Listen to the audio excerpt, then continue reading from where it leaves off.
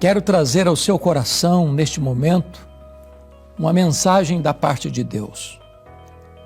Uma mensagem solene, e solene para toda a nação brasileira. Vou falar sobre uma festa que termina em morte. E vou basear esta mensagem em Daniel capítulo 5, versos de 1 a 4. Vamos ouvir a leitura deste texto. O rei Belsazar deu um grande banquete a 1000 dos seus grandes e bebeu vinho na presença dos 1000. Enquanto Belsazar bebia e apreciava o vinho, mandou trazer os utensílios de ouro e de prata que Nabucodonosor, seu pai, tirara do templo, que estavam em Jerusalém, para que neles bebessem o rei e os seus grandes, as suas mulheres e concubinas. Então trouxeram os utensílios de ouro que foram tirados do templo da casa de Deus, que estava em Jerusalém, e beberam neles o rei, os seus grandes e as suas mulheres e concubinas. Beberam o vinho e deram louvores aos deuses de ouro, de prata, de bronze, de ferro, de madeira e de pedra. A Bíblia fala da grande Babilônia, o poderoso império governado por Nabucodonosor. O homem que conquistou terras, ajuntou fortunas e tornou-se poderosíssimo na terra. Seu coração se exaltou e Deus o tirou do trono e o fez conviver com os animais no campo até que ele se humilhou debaixo da poderosa mão de Deus. Seu filho Belsazar começa a reinar, mas não aprendeu a lição.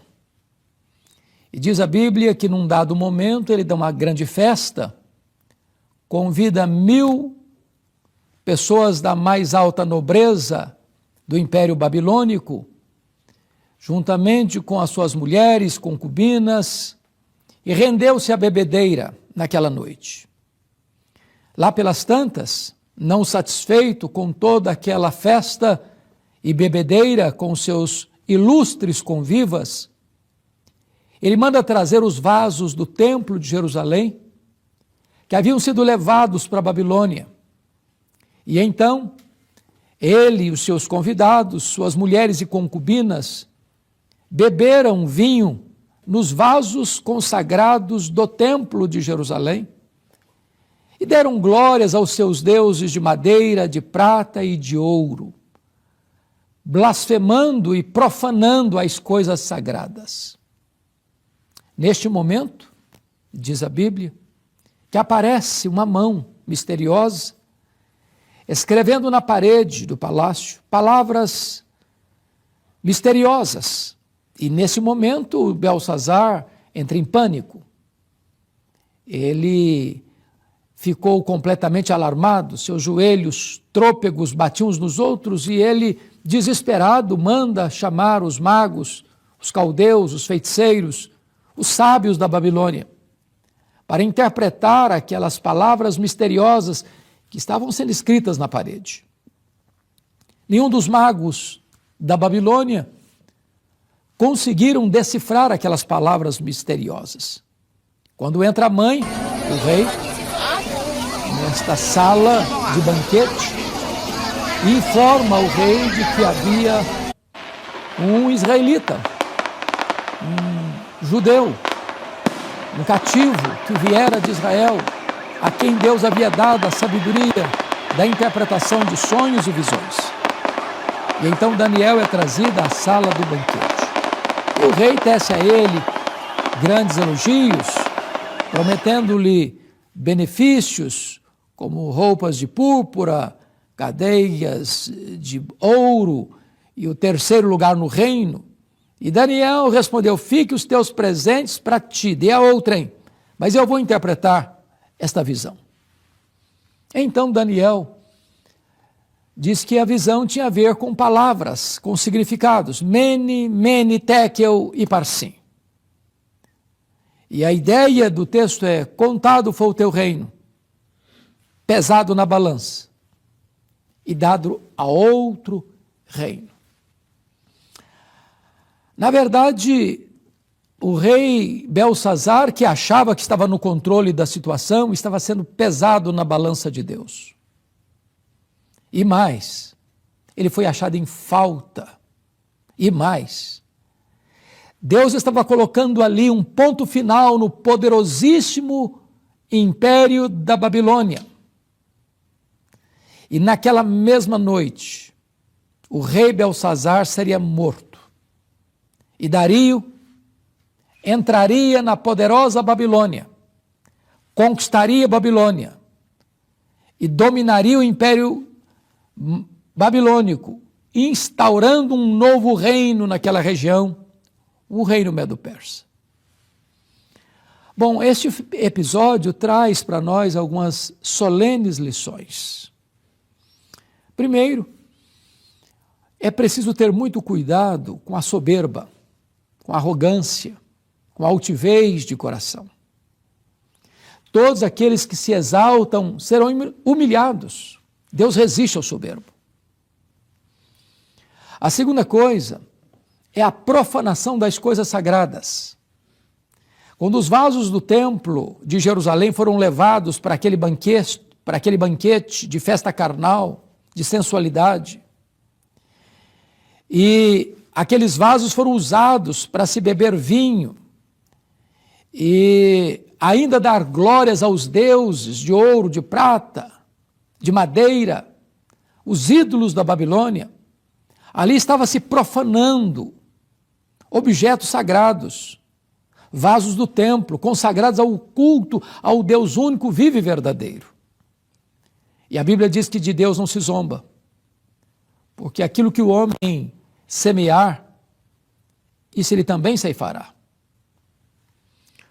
Bom, nós estamos nesta semana numa festa popular, a maior festa popular do Brasil, uma das maiores festas da cultura brasileira, conhecida no mundo todo.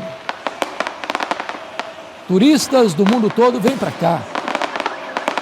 As ruas, as avenidas, as passarelas ficam cheias de carnavalescos, trios elétricos, com temas dos mais variados, explorando seja a cultura, seja a religião, seja quaisquer outros aspectos da cultura brasileira. O que nós temos visto, infelizmente, no carnaval brasileiro também é a profanação das coisas sagradas. Temos visto nas ruas, tantas vezes, Cristo, o Filho de Deus, sendo escarnecido, zombado, vilipendiado. Temos visto objetos sagrados sendo usados com profanação.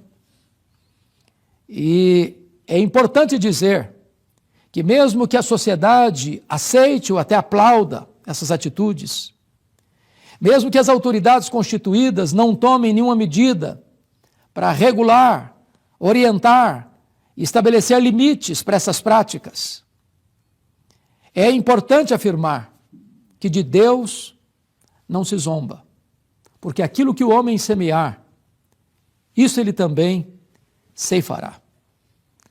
Temos visto que o carnaval brasileiro, patrocinado por verbas públicas, o que, no nosso entendimento, não deveria ser uma prática, porque as verbas públicas não são para patrocinar festas nem deste, nem daquele outro segmento da sociedade, tem se tornado a festa dos excessos. Excesso de sensualidade. Quando as pessoas saem às ruas, ou nuas ou seminuas, a festa dos excessos, da embriaguez, onde pessoas se embriagam ao extremo. A festa do excesso da promiscuidade, onde a prática sexual, às vezes, acontece na rua, ao ar livre, diante dos olhares da multidão que passa e que vai. A festa dos excessos, do consumo de drogas, onde tantas pessoas se iniciam nesta prática ou tantas outras dão vazão, chegando tantas vezes até mesmo a overdose, ceifando a própria vida. A festa dos excessos, da infidelidade, quando tantos casamentos são arruinados, quando tantas famílias saem arranhadas, machucadas, quebradas, divididas. Uma festa que tem um saldo moral e espiritual com um grande déficit para a nação. É claro que as pessoas, ou talvez a maioria das pessoas que entram numa passarela ou correm atrás de um trio elétrico pelas ruas, ou dançam e pulam, e se vestem com máscaras ou sumariamente, ou até sem roupa nenhuma, naquele momento está apenas pensando em curtir a vida, em aproveitar todas as taças dos prazeres. Vem depois uma quarta-feira de cinzas e aparece que confessa ali um pecado, ou liturgicamente, ou cerimonialmente, tem ali uma experiência de arrependimento, ou passa cinza na testa, mas já está programando o próximo carnaval do próximo ano. E a vida continua, marcada pelo pecado, pela infidelidade, pela profanação do sagrado, pela prática de tudo aquilo que é excesso, que rompe as fronteiras do bom senso e da conduta. Assim como a festa de Belsazar terminou em morte, no fim de um império, é preciso dizer que o pecado é o opróbrio das nações.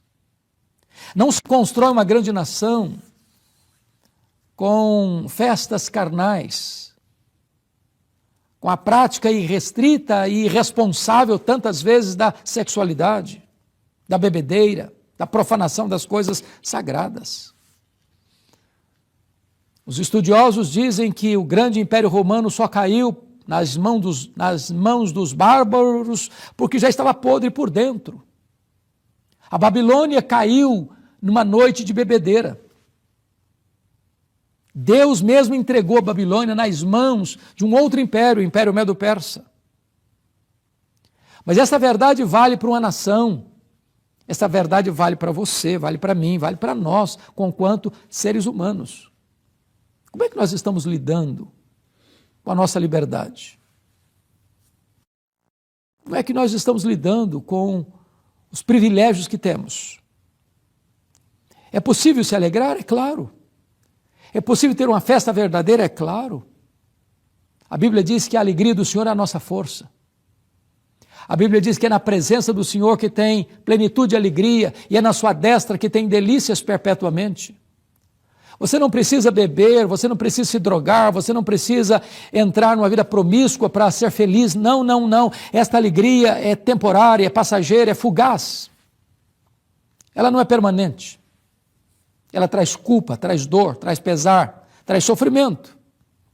Mas a alegria que Deus oferece é um banquete permanente. É a felicidade plena. É a alegria da salvação em Cristo Jesus. Hoje eu quero orar com você, colocar a sua vida nas mãos de Deus. Talvez você foi criado na igreja, talvez você foi criado no Evangelho, talvez por razões as mais diversas, você um dia deixou os caminhos de Deus, abandonou a igreja, se afastou da presença do Senhor. E talvez hoje você está aí mergulhado nesta festa da carne, cujo fim é um fim doloroso para a sua consciência, para a sua alma, para a sua família, para a sua honra. E hoje você quer voltar aos pés do Senhor, se reconciliar com Deus. Eu recomendo você, volte-se para Deus enquanto é tempo, busque-o enquanto Ele está perto. Hoje é dia de salvação.